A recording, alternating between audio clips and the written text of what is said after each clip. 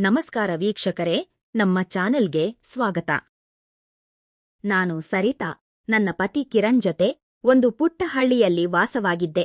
ನಮ್ಮ ಮದುವೆಯಾಗಿ 5 ಸುಂದರ ವರ್ಷಗಳು ಉರುಳಿದ್ದವು. ನಮ್ಮ ಜೀವನದಲ್ಲಿ ಯಾವುದೇ ವಸ್ತುವಿನ ಕೊರತೆ ಇರಲಿಲ್ಲ, ಆದರೆ ಮನಸ್ಸಿನ ಮೂಲೆಯಲ್ಲಿ ಒಂದು ದೊಡ್ಡ ನೋವು ಸದಾ ಕಾಡುತ್ತಿತ್ತು. ಅದಕ್ಕೆ ಕಾರಣ ನನ್ನ ಪತಿಯ ದೈಹಿಕ ದೌರ್ಬಲ್ಯ. ಕಿರಣ್ ಪ್ರತಿದಿನ ಕೆಲಸ ಮುಗಿಸಿ ಮನೆಗೆ ಬಂದಾಗ ವಿಪರೀತ ಸುಸ್ತಾಗಿರುತ್ತಿದ್ದರು. ಊಟ ಮುಗಿಸಿ ತಕ್ಷಣ ಗಾಢ ನಿದ್ರೆಗೆ ಜಾರುತ್ತಿದ್ದರು. ಅಪರೂಪಕ್ಕೆ ಒಮ್ಮೆ ಪ್ರೀತಿಯಿಂದ ಹತ್ತಿರ ಬಂದರು. ಅದು ಕ್ಷಣಿಕವಾಗಿರುತ್ತಿತ್ತು. ನನ್ನ ಮನದ ಆಸೆಗಳು ಮತ್ತು ಭಾವನೆಗಳು ಹಾಗೆಯೇ ಉಳಿಯುತ್ತಿದ್ದವು. ಅವರು ಗೊರಕೆ ಹೊಡೆಯುತ್ತಾ ಮಲಗಿದ್ದನ್ನು ಕಂಡು ನನಗೆ ದಿಗಿಲಾಗುತ್ತಿತ್ತು. ದಿನಗಳು ಕಳೆದಂತೆ ನಮಗೆ ಮಕ್ಕಳಾಗದ ಚಿಂತೆ ನನ್ನನ್ನು ಕಾಡತೊಡಗಿತು. ಪತಿಯ ಮೇಲಿನ ಪ್ರೀತಿ ಕ್ಷೀಣಿಸಿ ಅಸಮಾಧಾನ ಹೆಚ್ಚಾಗತೊಡಗಿತು. ಇದಕ್ಕೆ ಏನಾದರೂ ಒಂದು ಪರಿಹಾರ ಕಂಡುಕೊಳ್ಳಲೇಬೇಕು ಎಂದು ಯೋಚಿಸುತ್ತಿದ್ದಾಗ ನನಗೆ ನಮ್ಮ ನೆರೆಯ ಮನೆಯ ಉರ್ವಶಿಯ ನೆನಪಾಯಿತು. ಉರ್ವಶಿಗೂ ಮದುವೆಯಾದ ಹಲವು ವರ್ಷಗಳವರೆಗೆ ಮಕ್ಕಳಿರಲಿಲ್ಲ. ಆದರೆ ಕಳೆದ ವರ್ಷವಷ್ಟೇ ಅವಳು ಮುದ್ದಾದ ಗಂಡು ಮಗುವಿಗೆ ಜನ್ಮ ನೀಡಿದ್ದಳು. ಇದೆಲ್ಲವೂ ಹತ್ತಿರದ ಹಳ್ಳಿಯಲ್ಲಿದ್ದ ಒಬ್ಬ ಸ್ವಾಮೀಜಿಯವರ ಕೃಪೆ ಎಂದು ಅವಳು ಹೇಳುತ್ತಿದ್ದುದು ನನಗೆ ನೆನಪಾಯಿತು. ಒಂದು ದಿನ ಉರ್ವಶಿ ಆ ಸ್ವಾಮೀಜಿಯವರ ಬಗ್ಗೆ ವಿವರಿಸುತ್ತಾ, ಅವರು ನೀಡುವ ಔಷಧಿಯನ್ನು ದಂಪತಿಗಳಿಬ್ಬರು 3 ತಿಂಗಳು ನಿಷ್ಠೆಯಿಂದ ಸೇವಿಸಬೇಕು ಎಂದು ಹೇಳಿದ್ದಳು. ನನ್ನ ಮನಸ್ಸಿನಲ್ಲಿ ಆಸೆಯ ಕಿರಣ ಮೂಡಿತು. ಹೇಗಾದರೂ ಮಾಡಿ ಉರ್ವಶಿಯನ್ನು ಭೇಟಿಯಾಗಿ ಆ ಆಶ್ರಮಕ್ಕೆ ಹೋಗಲೇಬೇಕು ಎಂದು ನಿರ್ಧರಿಸಿದೆ.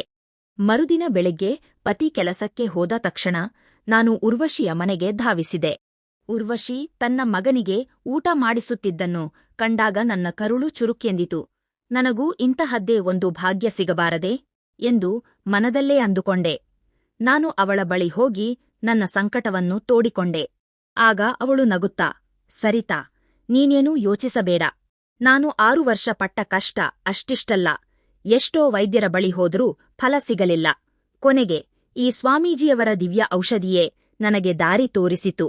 ನೀನು ಸಿದ್ಧವಿದ್ದರೆ ಇಂದೇ ಆಶ್ರಮಕ್ಕೆ ಹೋಗೋಣ ಎಂದಳು. ಸ್ವಾಮೀಜಿಯವರು ಮಂಗಳವಾರ ಮತ್ತು ಭಾನುವಾರಗಳಂದು ವಿಶೇಷವಾಗಿ ಮಹಿಳೆಯರಿಗೆ ದರ್ಶನ ನೀಡಿ ಔಷಧಿ ನೀಡುತ್ತಿದ್ದರು.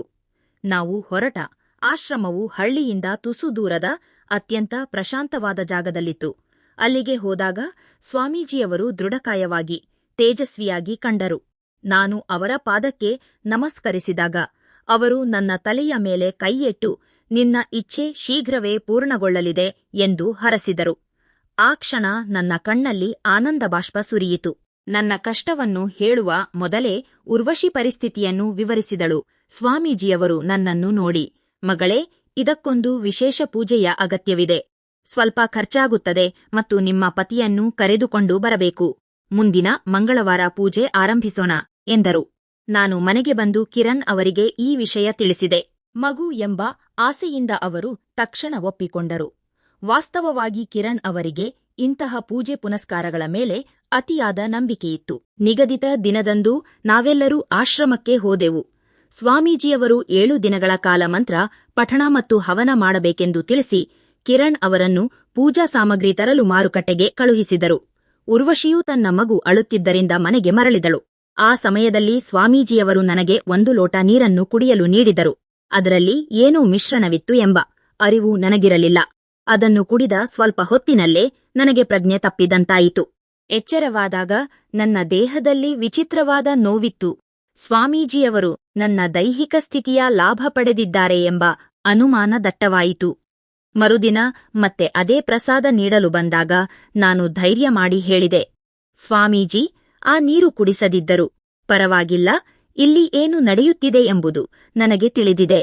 ನನ್ನ ಪತಿಯಿಂದ ನನಗೆ ಸಂತಾನ ಭಾಗ್ಯ ಸಿಗುತ್ತಿಲ್ಲ ಎಂಬ ಹತಾಶೆಯಲ್ಲಿ ನಾನಿದ್ದೇನೆ. ನನಗೆ ತಾಯಿಯಾಗುವ ಭಾಗ್ಯ ಸಿಗುವುದಾದರೆ ನಾನು ಈ ಪರಿಸ್ಥಿತಿಗೆ ಸಿದ್ಧಳಿದ್ದೇನೆ ಎಂದು ನನ್ನನ್ನು ನಾನು ಸಮರ್ಪಿಸಿಕೊಂಡೆ. ಆ ಕ್ಷಣದಿಂದ ನಮ್ಮ ನಡುವೆ ದೈಹಿಕ ಸಂಬಂಧವೊಂದು ಏರ್ಪಟ್ಟಿತು. ಕಿರಣ್ ಅವರಲ್ಲಿ ಕಾಣದ ಆ ಸುಖ ಮತ್ತು ಸಾಮೀಪ್ಯ ನನಗೆ ಅಲ್ಲಿ ದೊರೆಯುತ್ತಿತ್ತು. ಕೆಲವೇ ದಿನಗಳಲ್ಲಿ ಆಶ್ಚರ್ಯವೆಂಬಂತೆ ನಾನು ಗರ್ಭಿಣಿಯಾದೆ.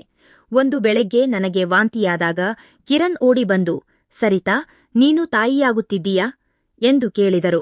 ನಾನು ಹೌದು ಎಂದು ತಲೆಯಾಡಿಸಿದೆ. ಕಿರಣ್ ಅವರ ಸಂತೋಷಕ್ಕೆ ಪಾರವೇ ಇರಲಿಲ್ಲ. ಇದೆಲ್ಲವೂ ಆ ಸ್ವಾಮೀಜಿಯವರು ನೀಡಿದ ಔಷಧಿಯ ಮಹಿಮೆ ಎಂದು ಅವರು ನಂಬಿದ್ದರು. ಅವರು ತಕ್ಷಣ ಆಶ್ರಮಕ್ಕೆ ಹೋಗಿ ಸ್ವಾಮೀಜಿಯವರಿಗೆ ಕಾಣಿಕೆ ಸಲ್ಲಿಸಿ ಕೃತಜ್ಞತೆ ಸಲ್ಲಿಸಿ ಬಂದರು. ನಮ್ಮ ಬದುಕಿನಲ್ಲಿ ಇಂದು ಮಗುವಿನ ಆಗಮನದಿಂದ ಸಂತೋಷ ತುಂಬಿದೆ. ಲೋಕದ ದೃಷ್ಟಿಯಲ್ಲಿ ಇದು ಪವಾಡ, ಆದರೆ ಆ ಪವಾಡದ ಹಿಂದಿನ ಸತ್ಯ ನನಗೆ ಮಾತ್ರ ತಿಳಿದಿದೆ. ವೀಕ್ಷಕರೇ, ಈ ಕಥೆ ನಿಮಗೆ ಇಷ್ಟವಾದಲ್ಲಿ ವಿಡಿಯೋವನ್ನು ಲೈಕ್ ಮಾಡಿ, ಶೇರ್ ಮಾಡಿ ಮತ್ತು ನಿಮ್ಮ ಅಭಿಪ್ರಾಯವನ್ನು ಕಾಮೆಂಟ್ ಮೂಲಕ ತಿಳಿಸಿ. ಇಂತಹ ಮತ್ತಷ್ಟು ಆಸಕ್ತಿದಾಯಕ ಕಥೆಗಳಿಗಾಗಿ ನಮ್ಮ ಚಾನೆಲ್ ಅನ್ನು ಸಬ್ಸ್ಕ್ರೈಬ್ ಮಾಡಲು ಮರೆಯಬೇಡಿ.